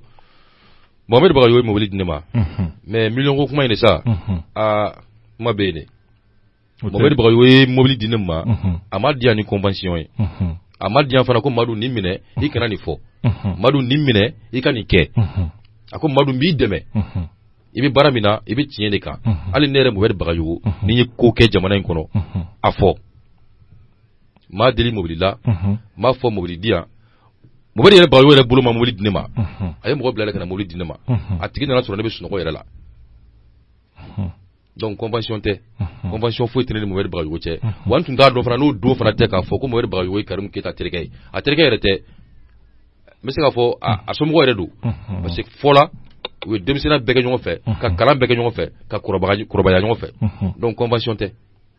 convention foyi tɛ ne ni mɔgɔ cɛ jamana in kɔnɔ o tɛ yen o faamuna voilà an b'i fɔ ka na an ka wele jaabi ka ɲininkali ninnu jaabi o diyara an ye kosɛbɛ n'Ala sɔnna an bɛ ɲɔgɔn sɔrɔ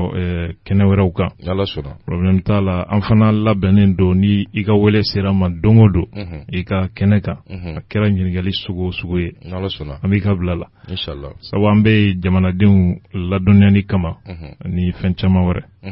n'Ala sɔnna i ni ce marhaba Ijira ka Mali ko ɲuman dɔn. An ka Mali ye kalan jamana ye, anw ka Mali ye silamɛ jamana ye. Farafinna bɛɛ la Mali de tɔmɔna, hijira ka Mali ko ɲuman dɔn. An ka Mali ye kalan jamana ye, anw ka Mali ye silamɛ jamana ye.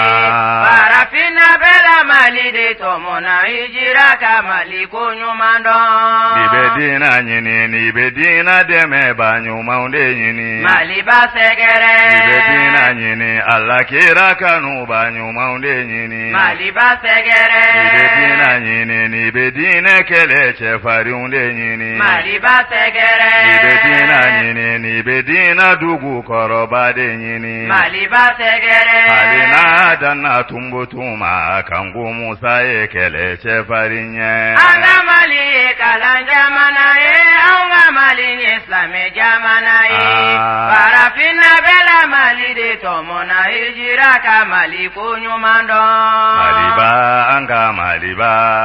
Maliba, an ka Maliba. Hijira ye anw kanu anw fɛnba ye Maliba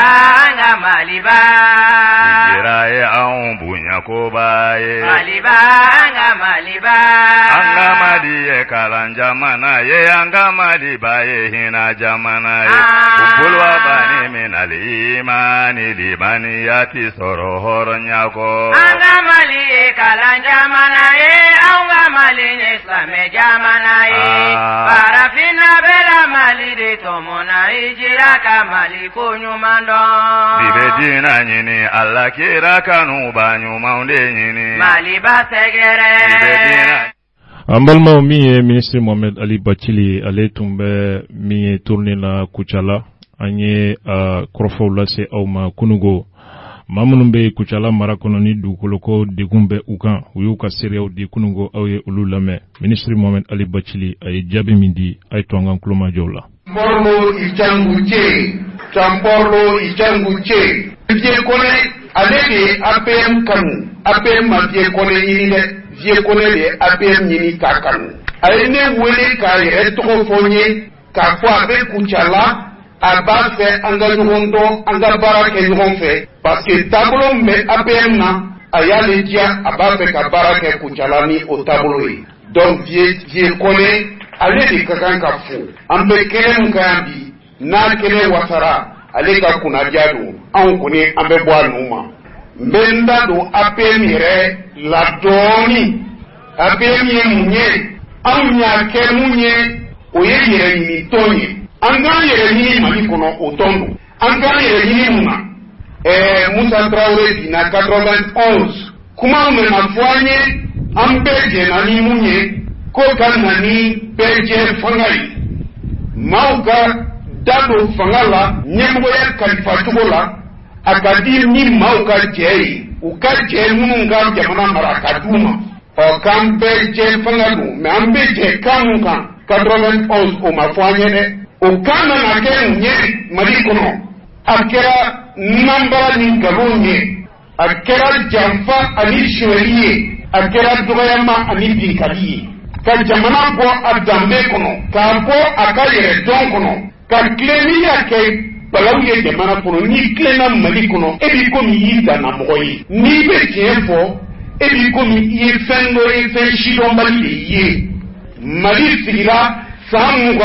an b'o nkalon tigɛla ɲɔgɔn ye o kɛra jɔn ka sababu la parti politikiw u bɛɛ don an k'a daminɛ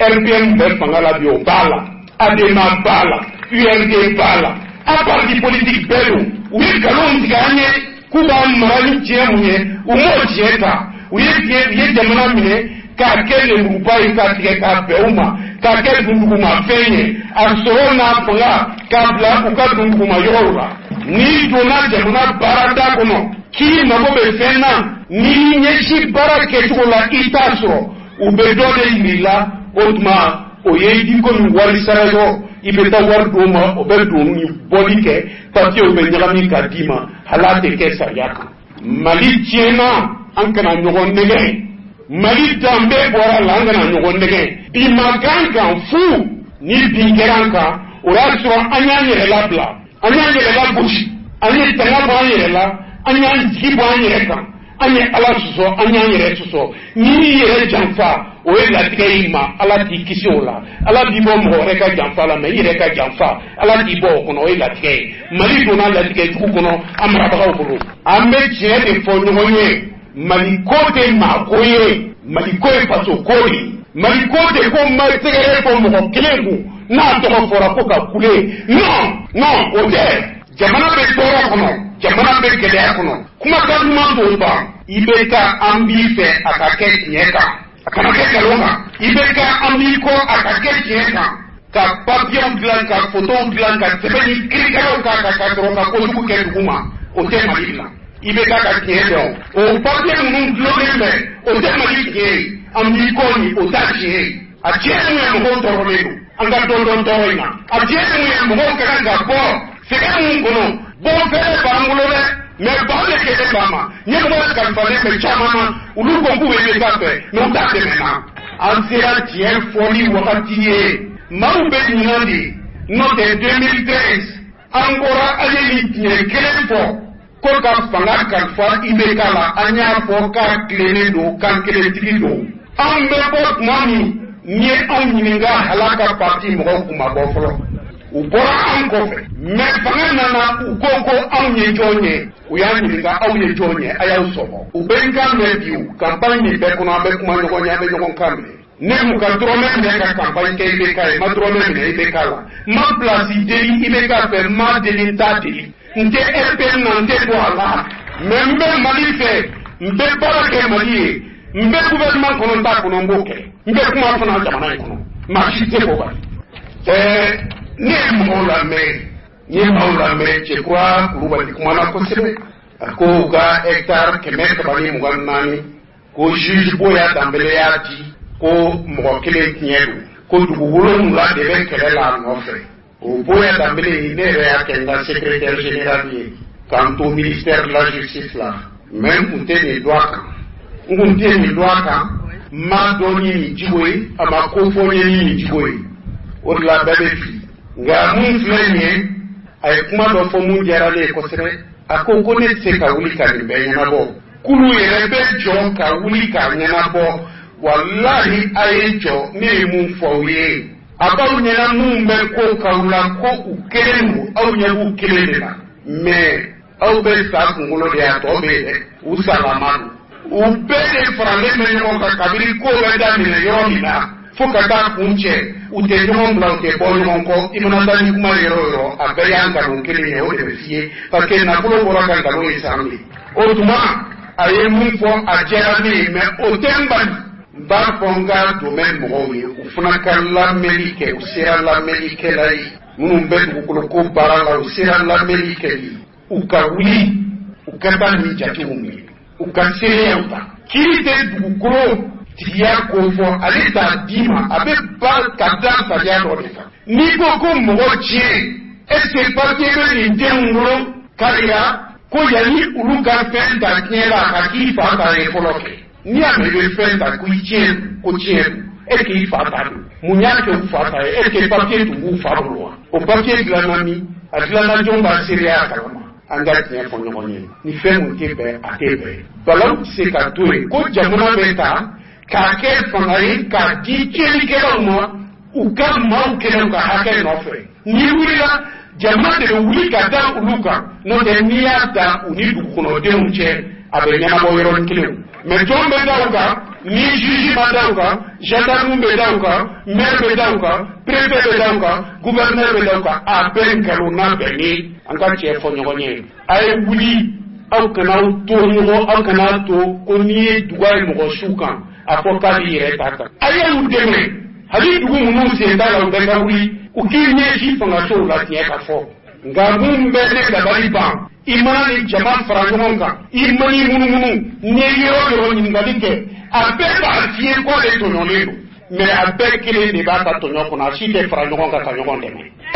n'an ma fara ɲɔgɔn kan ka ɲɔgɔn dɛmɛ an bɛ se cogo di janfa mun kɛra a ka bon maa kelen fanga tɛ s'a kɔrɔ dugu kelen fanga tɛ s'a kɔrɔ ni bɛɛ ma fara ɲɔgɔn kan ka ɲɔgɔn dɛmɛ i kunko la a tɛ ɲɛnabɔ an y'o kɔrɔbɔ kati a ma mɛn kati juges commandants maires u binna mɔgɔw kan ka biw kan ka biw kan an ye maaw labɔ dugutigi 32 biw kɛra dugutigi 80 kɔ ye u jiginna kati don min na u ko k'i kɔ don k'u ka mɔgɔ kelen to kaso la u bɛɛ bɔra a don u ye kangari da ko maa kelen tɛ minɛ u ka dugukolo nɔfɛ tugun o banna u ye kangari da commandant ɲɛ k'a da bɛɛ ye wa hali sini n'u sera u ka dugukolow ma ni mun bɔra la u y'a laɲini sariya de ko ale sariya ye mɔgɔ yamaruya n'ale dɛsɛra k'e lakana k'i bolo fɛn lakana k'i yɛrɛ se k'i yɛrɛ lakana cogo min k'i k'o kɛ i se k'i bolo fɛn lakana cogo min k'i k'o kɛ a bɛ fɔ o de la tubabukan na la légitime défense de soi et des biens n'aw dɛsɛra sariya k'aw lakana k'aw yɛrɛ bi se a ye fara ɲɔgɔn kan n'u sera aw ma a y'u gɛn a y'u wulu gɛn wulu don a y'u gɛn jamanadenw tɛ jamanatilaw don jamana ka cidenw tɛ u ye jamana tɔgɔ de ta k'a fini ta k'a tɔgɔ da aw kan ka taa bi aw kan bi ka kɛlɛw n'o tɛ jamana mali ma mɔgɔ si ta baara la k'e ka taa k'i k'a ka sariya sɔsɔ k'i ka taa ka jamanadenw tɔɔrɔ mali ma mɔgɔ si ta o la baara la mais n'i b'o kɛ i ja farinyara bi i jafarinya ni shori kela jafarinya fentigi be siran ni fentigi ma siran dabla shori kela ta dabla ok farinya don ay farinya don donc je crois que nous ba fo yan domaine mo wi ki jija uni kalungoye ikambe muma angata laje halni ko ne re kana nuko ngana beta tirenga beta Moussa Doumbia e koko député do ani ancien maire do kulu binaika mado Moussa Dambélé ayo ni meru be ya forma di député o mais ni koko maire ni député o bina mo ka ne bolo malawo la dadi ne bolo malawo la dadi ulu yere nyana ka fo meria koro ishori e député ya koro e dingali o fla be nyogon bolo ni maire binika ni maire ishori député be bika o mamu yo fla be ke o tigi kone o e amatade o waradi ne ka fe ka mun fo ni tigi a fana to ya labla puisque bele tiedo hari député mi si dugutigi mun ka duguka o dugutigi ka sabali dugutigiya tumbe yere don kono abe la diriya kono abe horonya kono abe klenia kono ni abo kono ka fara bingali kela kan ibe na ita dugutigiye ika do e mana kelinke do ba nyama dai masini o fana be flake do bi nyama da o masini ngene o be tara do ra be tara dugutigu ka kleta ukuto uka matrafa to mun tumbula tambe mun tumbula ka do kono ka to kono uka nyine kana ko kono dugutigi masiri de ngalonye ni dugutigi sea kanton nimba ka yoro de la mais député ka do aka akana mi ko député to ye fenye nyo de fawye choro do ala bolo choro donc ay no on de meni chie an ka bon ka bonko sea ka ke nyeka akabon ka bonko anga nata lan kolonda nata o de tanaw chie bamananga na kororo nata ani tana ni ayele madron do be ka do ayele malika telefona madala ni fili kera bamananga na tana ni nata o be ngon kere ko Fatuma da Mama Traoré e ko ibaka tere a papier dira kabiri 63 tuma uya nambara ko sisa ka ferele me dom madoko joro madwa jom Fatuma da ibeta domaine mo fe ambika papier la je madoni joro madwe papier boaka na kali juger akaka jugement ken galonka ota ombla en domaine na me papier de la galonka andale na domaine mo be titre foncier de la gairo la katima ne koti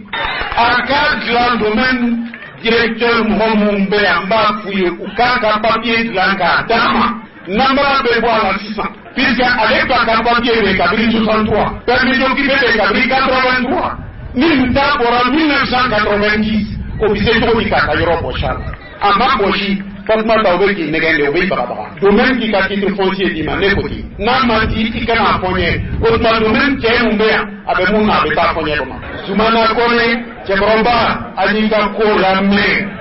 nye kuma mforsa domaine mo ye mbete ka kan sumana kone ka dossier la ni kuma fora a papier la jera ne reka bureau kono sisa so directeur ba kalama ta dona e mun fo ku jala directeur yi o tumanga na ta yoro jam fen fora ka cha kalu woro ebi o tumande be kalu kele du mama ko kata di zumana ma mais directeur kata so ni zumana ka titiru ye ba ko ka di nema remi e gogo kurampoto jora ko kurampoto jora saradi kera ka sero de la ka danye mais au mo fait so remi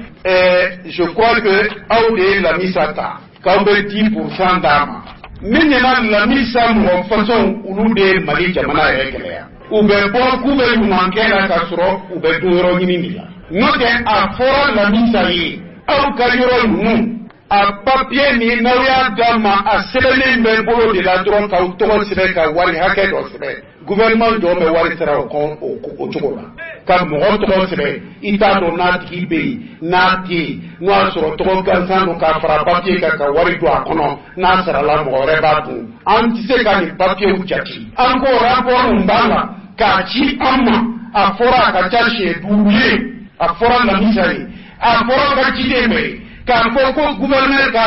rapport dan ke munkera alisa amasro ndaw masra adale bodeka no rapport dan ke imasiama atelsara parce que papier de la njugo nambara ba kono ngaloma Aboubacar Diallo e ko ibora sikaso inana Lamine Bambala kumala Lamine Bambala o beto de ira Mali fanga ere kele ya tabolo ne bɛ taa don min Lamine Bambala o y'a sɔrɔ n ye ministre de la justice n ko mun ye titre foncier yi la domaine la a ma dilan tiɲɛ kan papier lankolon don ka dugu kelen n m'a fɔ a foro dɛ so jɔlen bɛ dugu kelen mun kɔnɔ dutigi caman b'a kɔnɔ soforow b'a kɔnɔ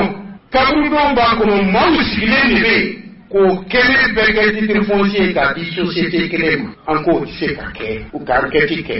an y'a fɔ juge ye an y'a fɔ procureur ye a don hakili b'a la ministre cɛman de tun ye ministre domaine ye a ko a y'u wele k'a fɔ a bɛ plainte porter u kan parce que u ma baara ɲuman kɛ ne bɔra justice la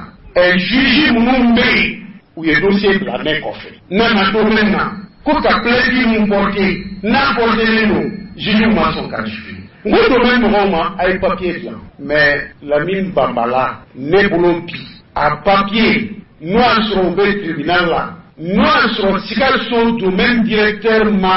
société ka titre annulé o tuma a sen bɛ janfa la a bɛ kɛnɛ in kan yan a kan kumakan na ne ma a radier ka bɔ a ka livre kɔnɔ walahi ne b'a fɔ a sen bɛ janfa la Lamine Bambala a kɛra san 2014 an bɛ 7 la san 3 ni dɔ kɛra nin kuma la u si t'a fɔ k'u ma mɛn kumakan mɛn a ka radier n'u bɛ kiiri kɛ u ka taa kiiri kɛ ne bacili la u ka n wele tribunal la n m'a dɔn directeur bɛ mun kɔnɔ n m'a dɔn papier mun b'u bolo mais titre in dilan i k'a di Lamine Bambalakaw ma maliyɛn tulo bɛ n kan na n'o y'a sɔrɔ kalan jamana ye anw ka Mali ye silamɛ jamana ye farafina bɛɛ la Mali de tɔmɔna hijira ka Mali ko ɲuman dɔn. An ka Mali ye kalan jamana ye anw ka Mali ye silamɛ jamana ye farafina bɛɛ la Mali de tɔmɔna hijira ka Mali ko ɲuman dɔn. An ka Mali ye kalan jamana ye anw ka Mali ye silamɛ jamana ye farafina bɛɛ la Mali de tɔmɔna hijira ka Mali ko ɲuman dɔn. An ka Mali ye kalan jamana ye anw ka Mali ye silamɛ jamana ye farafina bɛɛ la Mali de tɔmɔna hijira ka Mali ko ɲuman dɔn. Ni bɛ diinɛ ɲini ni bɛ diinɛ dɛmɛba ɲuman de ɲini Mali ba sɛgɛrɛ. Ni bɛ diinɛ ɲini ni bɛ diinɛ kanuba ɲumanw de ɲini Mali ba sɛgɛrɛ. Ni bɛ diinɛ ɲini ni bɛ diinɛ kɛlɛ cɛfarinw de ɲini Mali ba sɛgɛrɛ. Ni bɛ diinɛ ɲini ni bɛ diinɛ dugu kɔrɔba de ɲini Mali ba sɛgɛrɛ. hali n'a danna kɛlɛ de ma Mali moridenw ye kɛlɛkɛla ɲuman ye. An ka Mali ye kalan jamana ye anw ka Mali ye silamɛ jamana ye farafina bɛɛ la Mali de tɔmɔna. An balimaw fanga ka kunnafoni lase sɛbɛn min bɛ yen n'an ko a ma ko lesor o ye a jira k'a fɔ kiiri ko kunkanko kibaruya la Mali faamaw ye sebaaya sɔrɔ kiiri dɔ kunkan kiiri saba bɔɲanko an ka jamana u bɔra ka kiiri saba o sebaaya sɔrɔ Cour de justice la CEDEAO o kunkan ani Cour africaine des droits de l'homme et des peuples la a yira k'a fɔ maa dɔw de tun ye an ka jamana wele kiiri la maa minnu ko ko jamana fanga benniw kan a ko yɛrɛ bɛ mun kun kan a fɔlɔ ye fɛn min ye dɔ bɛ yen o wulila ka bɔ a jɔyɔrɔ la n'o ye chef du département d'enseignement et de recherche d'histoire et géographie de l'ENSUP k'a muté ka taa université des sciences sociales et de gestion na Bamakɔ Idrissa Sidiki Maïga professeur d'enseignement supérieur do a wulilen ka bɔ o jɔyɔrɔ la a taara damakasi kɛ tribunal min ye section administrative la cour suprême o kɔnɔna la yaasa min ye ka cogoya sɔrɔ nin décision yi a kana waleya ale kan ani ka a décision ka annulé min tara ministre so kunda a ka jateminɛ fɛn min ye ale ka dossier ko a ma sɛgɛsɛgɛ Mali kiiri tigilamaw fɛ waati kɔnɔ waati min bolodalen don ni sariya ye o ɲɛbila a ko kama o kama a taara min ye jamana faamaw wele Cour de justice la CEDEAO o kɛnɛ kan k'a fɔ ko min ye hadamadenya hakɛ sɔsɔrɔ ale ka ko kɔnɔ o kuma min ye jamana faamaw ka ale ka hakɛ dɔ sara a ye n'o ye indemnisation ye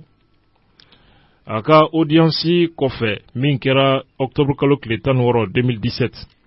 min ye cour de justice ye CEDEAO tɔgɔ la o y'a ka jaabi labanw ka olu bɔ ka ben o jaabi bɛ dantigɛli kɛ fɛn min na direction générale du contentieux de l'État ka kɛɲɛ ni o ka laɲini ye o kuma min ye affaire min bɛ Idrissa Sidiki Maïga ani jamana fanga kɔ da ɲɔgɔn na o kuma o ka laɲini bolila a ko kan dalu ye fɛn jumɛn cour ye jateminɛni kɛ k'a fɔ ko min ye maa min taara damakasi kɛ o kuma ko a ka saya o jateminɛ kɛra n'o ye constat ye affaire filanan ye fɛn min ye o de bɛ Mali fanga ani maa dɔ kɔgɔ da ɲɔgɔn na kiri kɛnɛ kan n'o ye Jamal Olivier Kane ye o maa kofɔlen hakilijigi bolo ma a tun interpellé la février kalo 2016 bureau central national Interpol du Mali olu ka sira kan ka kɛɲɛ ni mandat d'arrêt international dɔ ye min dira Paris yɛrɛ tribunal de grande instance fɛ a waati a ye mankan ci k'a fɔ ko ale minɛna cogo min ka a bɔ Interpol la k'a bila ka taa min ye Faransi kɔnɔ o kɛra sariya sɔsɔ kan o kuma min ni a laɲini kɛra Faransi yɛrɛ kiiritigilamaw fɛ k'a kɛra sariya sɔsɔ kan a yɛrɛ ka jateminɛ na adamadenyaya hakɛ lagosira n'o ye condition inhumaine ye o kuma partie civile fɛ o senfɛ sa ko a ye damakasi kɛ kiiri ɲɛkɔrɔ o kuma min ye Nigeria o kuma Abuja olu ka Nigeria dugu min bɛ wele ko Abuja kiiribulon min bɛ yen n'o ye juridiction ouest africaine ye o kuma ka taa a damakasi o ɲɛkɔrɔ yaasa dankari min kɛra ale ka hakɛ la Mali fanga fɛ o kuma n'u ma ale ka adamadenya danbe labato ko ka taa ni Mali fanga ye kiiri la o ko kama o kuma a y'a ɲini Mali fanga ka condamné kiiritigilamaw fɛ dossier sɛgɛsɛgɛli kɔfɛ kiiritigɛlaw min ye CEDEAO o hukumu kɔnɔna la u y'a yira k'a fɔ ko damakari a ka hakɛ si la Mali fanga fɛ o kuma min bɛ tali kɛ jamana yɛrɛ ka contentieux de l'État olu taara jamana lafasa ni dalu minnu ye kiiri ye jalatigɛ k'a fɔ ko damakari a ka hakɛ la o kuma partie civile sa olu kɔni u labilala o cogo la min bɛ tali kɛ dossier yɛrɛ a sabanan na sa a yira k'a fɔ o kiiri kɛra septembre kalo tile 28 2017 cour africaine des droits de l'homme et des peuples fɛ o kɛra Arusha o bɛ Mali fanga ni maa wɛrɛ kɔgɔ da ɲɔgɔn na n'o ye docteur Mamadou Diakité ani a furumuso ye u ka laɲini kɔnɔ Mamadou Diakité ni a furumuso u ka jateminɛ na min ye Mali polisiw ani kiiritigilamaw ko olu ye plainte dɔ kɛ plainte min bɛ tali kɛ ko dankarila olu ka so la n'o ye cambriolage ye o kɛra novembre kalo tile 13 ka taa bila tile 14 o su la 2012 ko Mali polisiw ni kiiritigilamaw ma fɛn bɔ o la u ka laɲini kɔnɔ u ye Mali kiiritigilamaw jalaki k'a fɔ ko olu ka hakɛ o ma tanga Mali kɔnɔ o kama ko u ye cour africaine des droits de l'homme et des peuples u taara u dama kasi ye ni jalakili sɛbɛn ye k'a fɔ dankarila olu ka hakɛ la i n'a fɔ charte africaine des droits de l'homme et des peuples o bɛ a ɲɛbila cogo min basigi ani lakana ka ɲɛsin hadamaden ma o kɔfɛ min ye docteur Diakité ni a furumuso ye u ye a ɲini cour fɛ sa Mali fanga ko ka o condamné tiɲɛni min donna olu kunna waati min na binganikɛlaw bɛnn'u ka so kan waati min o tiɲɛniw o ka labɛn Mali fanga fɛ kiiri ye jaabi bɔ ka ben n'o ye cour africaine ye u y'a yira k'a fɔ min bɛ tali kɛ kuma minnu fɔra k'a fɔ ninnu ka requête yɛrɛ bolo man ka don a kɔrɔ n'o ye irrecevabilité ye o kuma sariya yɛrɛ ma bɔ a bɔ sira fɛ cour ye jaabi bɔ ka ben o siratigɛ la Mali yɛrɛ ka contentieux de l'État o ka dalu dilen kɔfɛ kiiritigilamaw ma u ye a sɛmɛntiya k'a fɔ an ka jamana faamaw jo don hakilijigi bolo ma o kuma nin décision ninnu a yira k'a fɔ décision minnu bɔra nin kiiribulon ninnu fɛ sege tɛ se ka kɛ a ka yɔrɔ si la de ye jaabi kudayi ye dɔwɛrɛ tɛ min kɔfɛ tuguni nin ye nin audience ninnu bɛɛ jateminɛ Mali fanga lafasara direction générale du contentieux de l'État de fɛ o kuma u ka cɛsiriw olu kɔnɔna la jamana sera ka sebaya sɔrɔ nin kiiri kɛnɛ kan Mali fanga u ka cɛsiri kɛra sababu ye an ka jamana ka kisi musaka bɔ ma miliyɔn 230 an ka jamana tun ni a tun da tora an na an tun bɛ jɔ o doni de kɔrɔ o kuma nin de tun ye damakasikɛlaw ka laɲini ye ka ɲɛsin an ka jamana faama ma o kuma n'i ye jateminɛni kɛ nin bɛ maa dɔw ka kumaw ka olu nkalontigiya kuma minnu ni olu jɛnsɛn bɛ maa fɛ k'a fɔ ko Mali fanga furadama ma deli ka sebaya sɔrɔ kiiri la nin bɛ o galontigiya kunnafoni an ye nin sɔrɔ fanga ka kibaruya sɛbɛn de kɔnɔ an ko a ma ko l'essor. An balimaw ko waati sera an bɛ sanga kelen di mankutu tigilamaw ma an bɛ ɲɔgɔn bila inshallah.